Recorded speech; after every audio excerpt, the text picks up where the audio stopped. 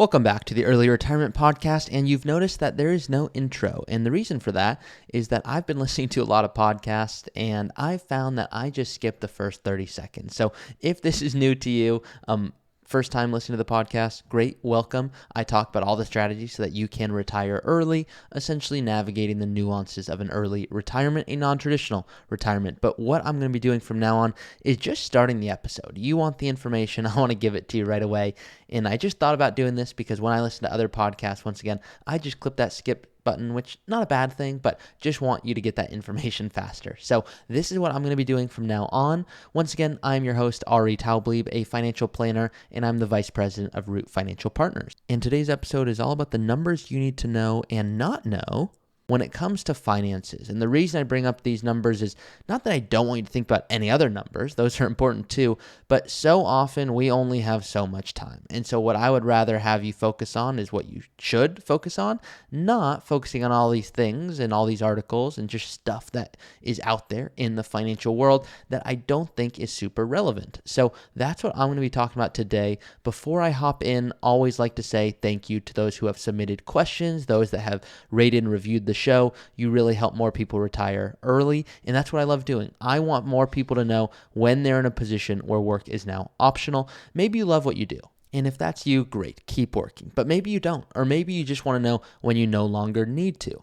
If you haven't checked out the YouTube channel already, I went around and I asked strangers about retirement, and specifically I asked them, what can you do today that you couldn't do before because you had to work? And I got some great responses. Some people would say, Ari, I get to sleep in now, or I don't have to think about what's happening on Monday, or I get more time with grandchildren, or some people just honestly say, I get to drink more wine, and that's fine too.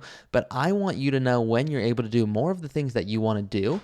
And so at the end of the day, if there's a question that you go, Ari, I've been dying to hear these types of responses from people when you go and ask them, great, let me know, submit a question. I'm always happy, and I'm going to keep doing more of those YouTube videos. So if you haven't already, check out the YouTube page. Let's get into today's episode, which is all about the numbers you need to know. And these are the key numbers and the key things to think about. And at the end of the day, this is not a perfect science. This is personally what I think about when people say, Ari, what should I know when it comes to my finances and specifically retirement, but really applicable to all, is number one, gross income. What does gross income mean? Quite simply, it's income before taxes are taken out. Just think about it like that.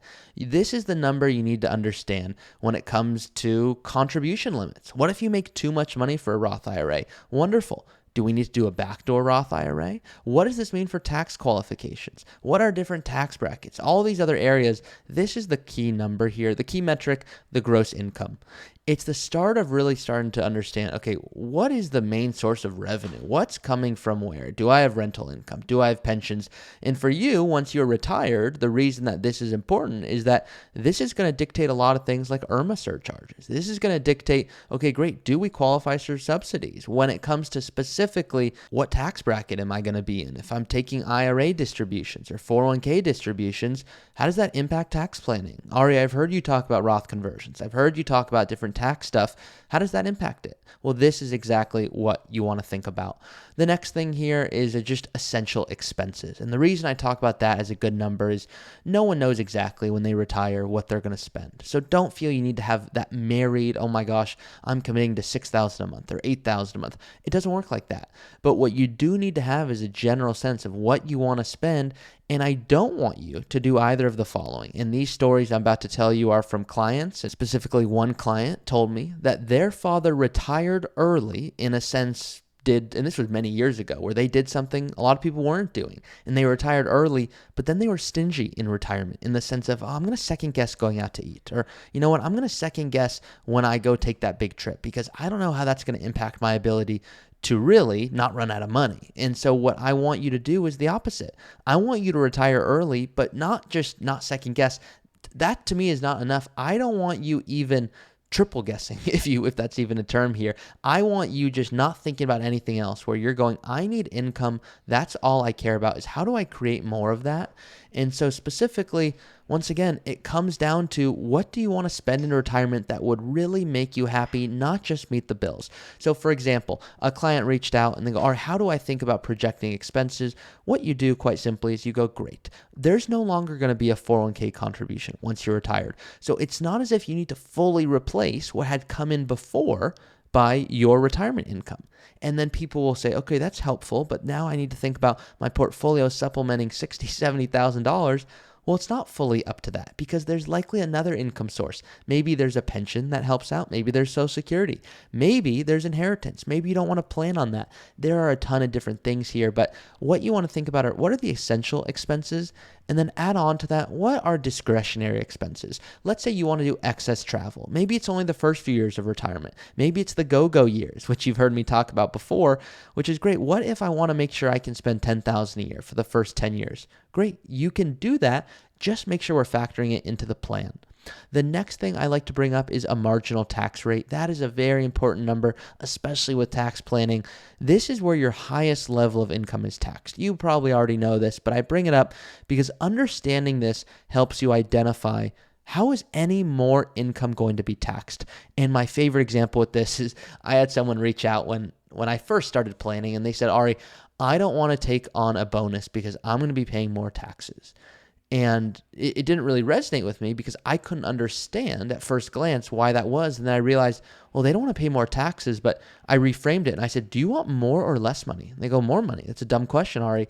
And the reason I reframed it is that's what the conversation was. When you are taking a bonus, yes, you're being taxed more, but it's because you're going to have a net positive, a net cash flow at the end of the day. That's a positive number because you had more money. Did you pay more taxes? Well, that's what that marginal tax rate says. And so what we like to think about, and I promise not to go too off gears here, but when it comes to tax planning, quite simply, if you're determining, should I do a Roth conversion or should I think about a conversion, once again, that's when you move money from an IRA to a Roth IRA.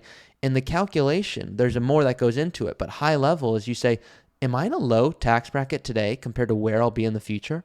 If so, think about it like eating vegetables. Would you rather eat vegetables today, maybe a small plate, or would you rather have to eat a ton of vegetables in the future? Now, you don't have to eat them today, but in the future, you're going to have to eat 3 or 4 or 5 plates. That's kind of like what a Roth conversion is, where what you get to think about is, great, almost when you hear Roth conversion, I want you to replace that word. It's a word that sounds fancy and confusing. Think about it like tax insurance. What if you could guarantee a rate today or guarantee a bracket? If you know you're in the 20, 25% tax bracket, call it in that range, maybe combining Fed and state there, great. Would you rather lock that in or pay 30, 40% in the future and now add on to that your accounts are doing really well? You're investing and making a lot of money. Wonderful, but now your accounts are at this spot where it's a problem. Now, it's a very good problem. A client reframed this with me, which is always helpful because I look at RMDs, required minimum distributions, and I, as a planner, think, great, how do I minimize taxes for my clients? But he brought up a great point, which is, Ari, it's a good problem. I want you to minimize my taxes, but this is a very good problem to the point of there are people who don't have RMDs that they are worried about where, no, that's what they're going to live on. That's going to fully support their lifestyle. And the majority of people that I work with, they have excessive RMDs and they want help limiting those so that they are not required to have to take out more than they need to and pay extra taxes on those. And they don't want their heirs to have to inherit that. And now they're paying 30, 40% taxes plus if they're doing really well. So always helpful reminder that yes, we want to limit RMDs. Yes, we want to do as good as we can. But once again, it's a very good problem to have. The next thing I want to talk about is net worth, which is something I think too many people put a ton of value on, which is, hey, my net worth is $4 or $5 million, and I have $1 or $2 million in liquid assets. Because if you have $4 or $5 million, that's your net worth. Wonderful. How much of that is what we call phantom money, which is if you have a $10 million home and you never want to rent it out and you know you want to live there for the rest of your life, great, you have a $10 million home, but how good is that? If you're not going to take loans against it, or you say, you know what, I'm not going to do anything with it, what value does it provide? Well, it provides a great backup plan in the sense of, hey, if you want to have to do anything, you can certainly sell the home after realizing, capital gains and what you're going to take home. And that can be wonderful. Maybe it's part of your legacy goal. And you go, Ari, that net worth is important because once my children inherit that, that's a real income source that they can rent out. Maybe they can inherit it. It's been part of the home in terms of when I say inherit it, they can just take it and live in it. There are different things you can, of course, do, but that net worth number, that should never dictate whether you retire or not. That is one of the factors that I would say, if that's a number to not avoid, but almost say, hey, this is not some magic bullet number. It's great. It's fun to say, I have a $1 million or $5 million net worth, but almost think of, hey, what amount of money is not phantom? What amount of money is real in the sense of you can use it? If you have 10 rental properties and your net worth minus mortgage is 10 million, great. But I've seen that where people still aren't in a position to retire because of they don't have a healthy cash flow. So no, net worth is helpful, but not one of those things that I go, that is ultra important.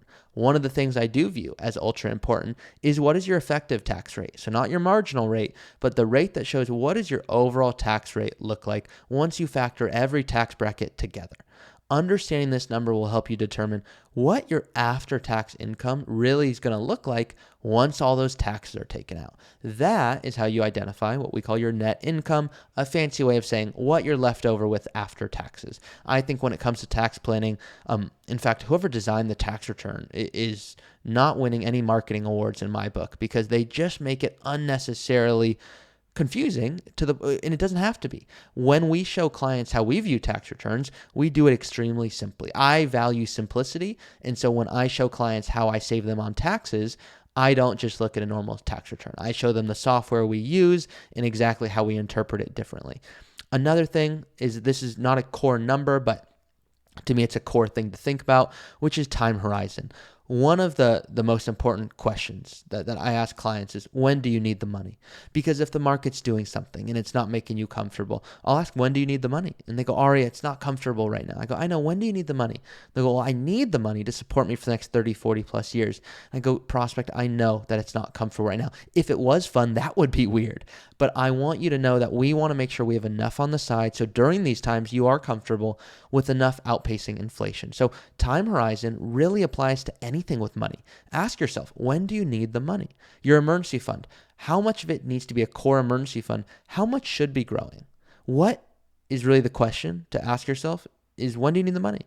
Doing so will help you pinpoint what funds should be invested, what types of vehicles should own them, just to improve your overall efficiency and really minimize potential costs. Not costs in terms of fees, but costs in terms of opportunity costs of what could have that grown to had you invested that or thought about it differently.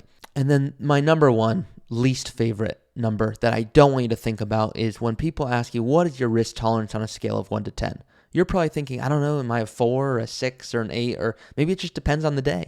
I don't want you thinking about yourself as a number in this case. To me, it just doesn't go deep enough. Now, a lot of questionnaires use it, and I see the value to it in the sense of it gives you a gauge, but I reframe to clients what risk is. Risk to me as a planner is you running out of money. That to me is a risk. The short-term ups and downs, that's not a risk. That's part of the way you build amazing wealth. Now that's simple, and you've probably heard that a million times. What I don't think you're going to hear all the time is, how do we make sure that you are also comfortable? Because I might come back to you and show you an amazing projection. You're going to end up with $3, $4, $5 million by investing this way.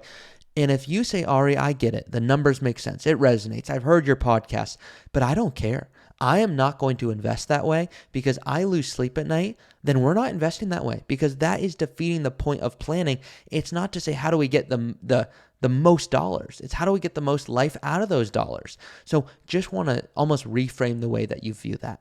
Those are the core numbers there that I want you to think about. And what I don't want you to think about, of course, as well included there: tax rate, effective tax rate, marginal tax rate, essential expenses, gross income, discretionary expenses, net worth, time horizon, risk tolerance, savings rates. That's one I didn't touch on, which I don't want to go into a ton of detail on, because I don't love the idea of make sure to save 10% or 15%, because it depends on your income. So that savings rate number, great. These are all helpful rules of thumb, but knowing this number is not going to make or break your ability to retire. The example I share, which is a super basic one, and I know clients already know this, and they're probably thinking, Ari, I've heard this a million times, but it's an important one if you ask me, which is, what is the value of your contributions? Maybe you're close to retirement and you're going, Ari, it's really hard to make those 401k contributions. Maxing those out, it hurts cash flow. Well, if that's you, I want you to remember this example, which is if you have $10,000 and you get a 10% return, you made $1,000. If you have $100,000 and you make a 10% return, you made $10,000. If you had $1 million and you got a 10% return, you made $100,000. And the reason I bring up this super basic example, as I've mentioned on my YouTube channel, is that once you've hit a certain point, once you've amassed a certain amount of wealth, it hits this point where it's just more valuable to be invested really intentionally than adding any more dollars. So if you say, you know what, cash flow is really tight, should I bolster my emergency fund? Should I fund an emergency fund? Or should I fund a brokerage account? Should I invest those funds? Maybe live off of that income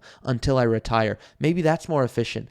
Especially with cash flow being where it is, I could see that being a huge value add as a lot of my clients who retire early do. So that is it for today's episode. A few numbers that have been helpful, a few numbers not to think about, because I don't want you wasting your time.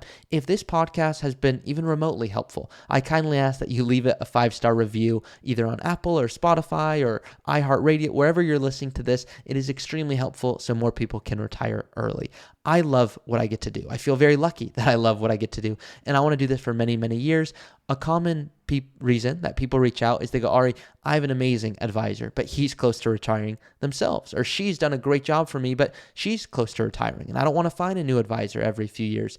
Well, I hope that that's not my only value add, but once again, I love what I get to do, and I help people retire early. So if this is of any interest, you can see in the description below, there is a link where you can schedule a call with me, and we can work through what makes most sense for your situation. If I can help, wonderful. If I can point you in the right direction, equally wonderful. That is it for today. Once again, I appreciate you listening to the podcast. Thank you for listening to another episode of the Early Retirement Show. If you have a question that you want answered in a future episode, you can always go to my website, earlyretirementpodcast.com. That's earlyretirementpodcast.com, and you can go ahead and submit a question that I'll look to answer in a future episode. Thank you all for listening. Please do rate it, review it, and share it with someone who you think would benefit from this information.